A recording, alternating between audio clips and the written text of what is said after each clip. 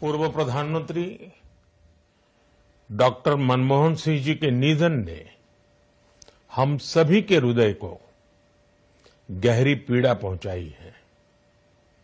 उनका जाना एक राष्ट्र के रूप में भी हमारे लिए बहुत बड़ी क्षति है। विभाजन के उस दौर में बहुत कुछ खोकर भारत आना और यहां जीवन के हर क्षेत्र में उपलब्धियां हासिल करना ये सामान्य बात नहीं है।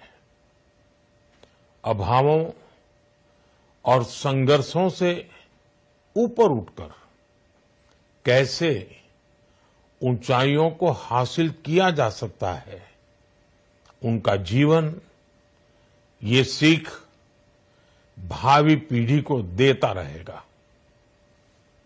एक नेक इंसान के रूप में, एक विद्वान अर्थशास्त्री के रूप में और रिफॉर्म्स के प्रति समर्पित लीडर के रूप में उन्हें हमेशा याद किया जाएगा। एक अर्थशास्त्री के रूप में उन्होंने अलग अलग स्तर पर भारत सरकार में अनेक सेवाएं दी। एक चुनौतीपूर्ण समय में उन्होंने रिजर्व बैंक के गवर्नर की भूमिका निभाई।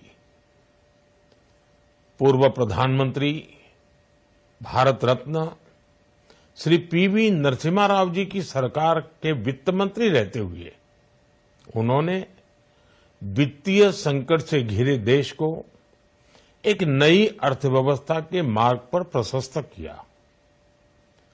प्रधानमंत्री के रूप में देश के विकास में और प्रगति में उनके योगदान को हमेशा याद किया जाएगा।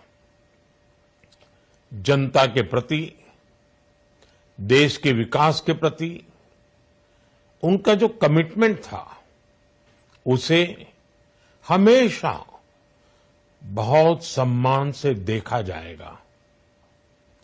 डॉक्टर मनमोहन सिंह जी का जीवन उनकी ईमानदारी और सादगी का प्रतिबिंब था।